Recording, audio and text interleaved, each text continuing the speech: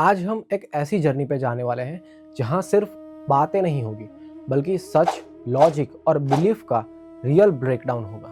यहाँ हम deep dives करेंगे उन टॉपिक्स पर जहां लोग अक्सर या तो ब्लाइंडली बिलीव कर लेते हैं या बिना समझे रिजेक्ट कर देते हैं। You have no respect for our family traditions. You must listen to what I am saying. Papa, please try to understand my point of view. Times have changed and we must adapt. Simple language में हम चीज़ों को surface से नहीं अंदर तक जानेंगे। India एक ऐसी धरती है जहां हजारों मंदिर हैं, लेकिन इनमें से कुछ ऐसे भी हैं जो रीजन साइंस और नेचर तक को चैलेंज करते हैं। कहीं मूर्ति दूध पीती है, पंडित जी उठो उठो और देखो गणपत भगवान दूध पी रहे हैं। उस दिन ऐसे लग रहा तो कहीं लड्डू खाती है, कहीं तेल, कहीं शराब, कहीं मीट का चढ़ावा और कहीं स्मोकिंग के रिचुअल्स। कहीं समुंदर भगवान के आदेश पर शांत हो जाता है और कहीं ऐसे राज छुपे हैं जो शायद कभी खुले ही नहीं। तो हम जानेंगे आज ये सब क्या है, मिरेकल या साइंस। तो चलो बिना किसी बकवास के शुरू करते हैं। Some stories are told. Some truths are hidden.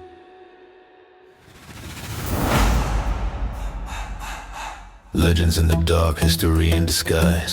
Questions in the mind while we search for the whys. Echoes from the past, secrets in the time. Every hidden story getting decoded in rhyme. Myth or reality, truth in the deep. Answers in the shadows where the mystery sleep. Pages of the past, voices still alive. If you're chasing the truth, then it's time to dive. Every clue matters, every story survives. Digging through the mystery, connecting the lines. Beyond the surface where the real meaning thrives. Welcome to the journey of the deepest dives. Truth or illusion.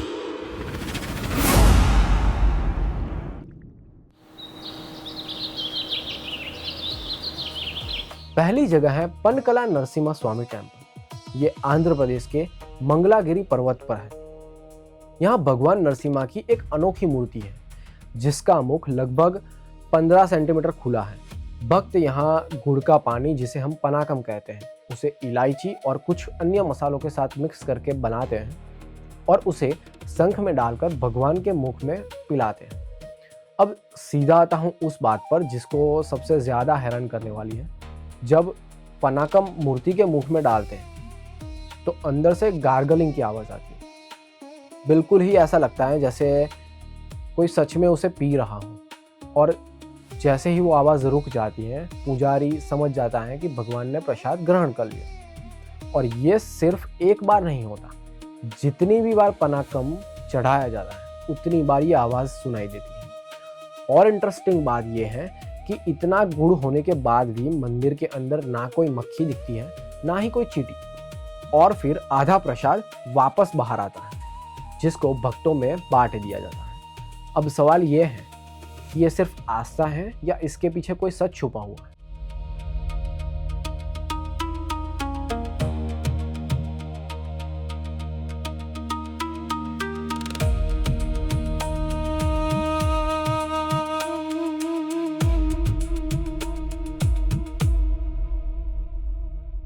तो सुनो, आज से कुछ 66 million years पहले एक massively volcanic eruption हुआ था जिसे हम डेक्कन पेट्रा वॉल्केनिक जोन कहते हैं। उसका रीजन है southern parts of MP, Maharashtra, Telangana और आंध्र प्रदेश के कुछ रीजियंस। अब इस मंदिर की लोकेशन देखो मैप में, तो ये जो पर्वत है जहाँ मंदिर बना है वो इस वॉल्केनिक रीजन के बॉर्डर पे है। अब एक चीज़ सिंपल समझो कि जब कोई चीज़ को तुम जलाते हो, जैसे कि मान लो लकड़ी जला रहे हो, तो उसके कोर में ज़्यादा गर्मी होती है, एंड में कम। और जलने के बाद जो इंटरनल स्मोक या गैसेस होती है वो ज़्यादातर पीछे के एंड से बाहर निकलती है। यही सेम चीज़ यहाँ हो रही है। मंदिर वाले पर्वत से ज़मीन के अंदर की गैसेस और हीट बाहर आ रही है। अब तुम उसमें गुड़ का पानी डालो या सादा पानी, वो गैसेस उसे पुश करेगी और वो गार्गलिंग की आवाज़ आएगी। अब एक और सवाल, गुड़ का पानी ही क्यों? तो ये भी एक समझने वाली बात है। लोगों को प्रेरित करने के लिए इसे एक दिव्य स्थान बनाया गया ताकि लोग ज़्यादा से ज़्यादा पूजा करें और प्रसाद के रूप में कुछ तो देना ही था। ये जो आंध्र प्रदेश है गन्ने का सबसे मेजर प्रोड्यूसर है गुड़ वहाँ बहुत ही सस्ते दाम में मिलता है और जब यह मंदिर बना था तब तो शायद मुफ्त के भाव में बिकता होगा। लोगों के लिए अफोर्डेबल भी है और प्रसाद भी है, यानी कि भगवान नरसिम्हा की पूजा भी हो रही है और नेचुरल वॉल्केनिक एक्टिविटी से जो हीट और गैसेस निकल रही है उससे लोगों का एक तरीके से प्रोटेक्शन भी हो रहा है।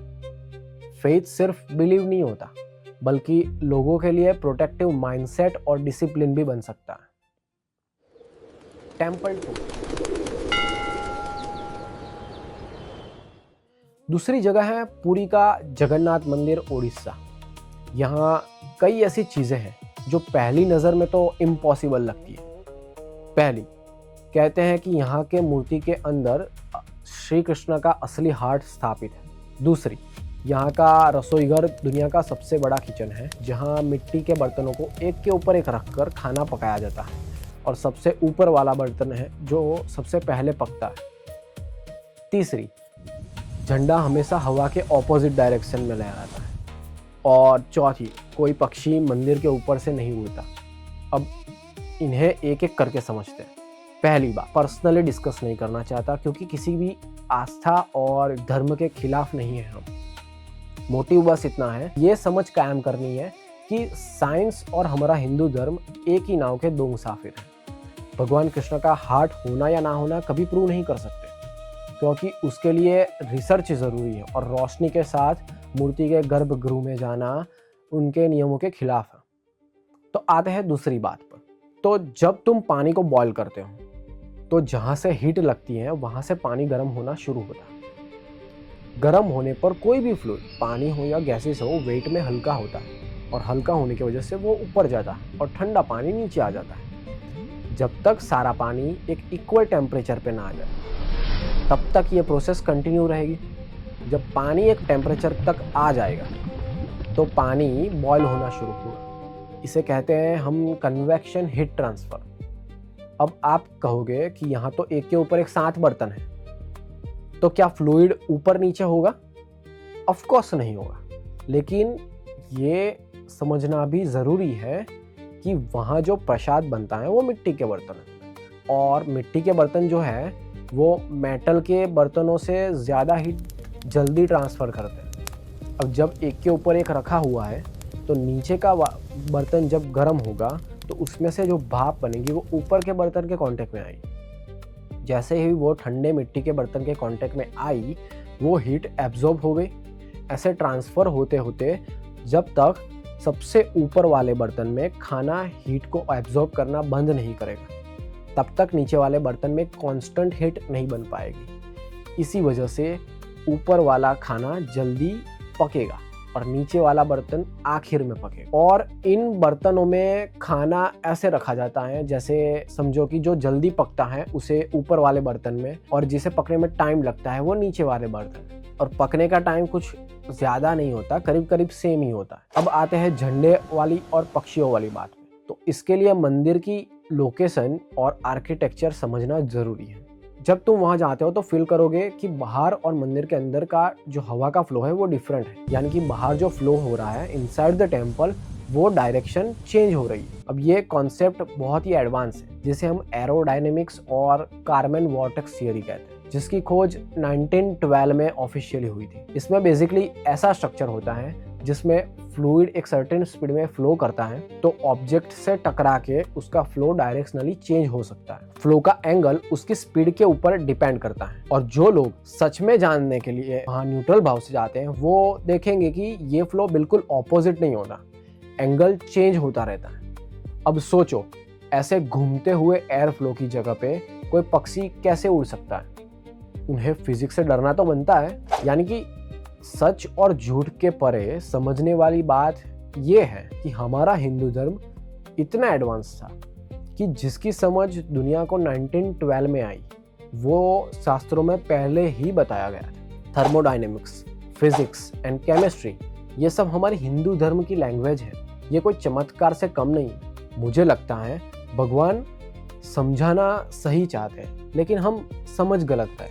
तो दोस्तों, यही बात मैं आज कहना चाहता था। हर चीज़ को या तो मिरेकल बोल देना या सिर्फ साइंस कह के इग्नोर कर देना, दोनों ही गलत है। सवाल ये नहीं है कि ये सब मिरेकल है या साइंस। सवाल ये है, क्या हम इतनी हिम्मत रखते हैं कि दोनों को साथ में समझ सके? क्योंकि आदत तो है ही, या तो ब्लाइंडली मान लेने की या तो सीधा रिजेक्ट कर देने की। और इसी वजह से हम बीच का जो सच है वो कभी जान नहीं पाते। जब हम फेथ को समझ के साथ जोड़ते हैं तभी हम असली रूप में ग्रो करते हैं। तो सवाल करो, समझो और फिर अपनी सच्चाई खुद डिस्कवर करो। ना अंधविश्वास, ना आधा साइंस, बैलेंस। मिरेकल है या साइंस, वो फैसला तो मैं आपके ऊपर छोड़ता हूँ। लेकिन फिर एक बात ज़रूर बताऊंगा कि साइंस एंड हिंदू धर्म एक ही चीज़ के दो डिफरेंट बॉडी हैं। आपको कौन सा मंदिर सबसे ज़्यादा हैरान कर गया वो कमेंट बॉक्स में ज़रूर बताना। और सिर्फ वाव लिख के मत भागना, थोड़ा डिटेल में लिखना, ताकि हम उस साइंस और फेथ के एंगल को और डेप्थ में एक्सप्लोर कर सकें। मिलते हैं नेक्स्ट वीडियो में, तब तक के लिए डीप डाइव्स शाइनिंग ऑफ।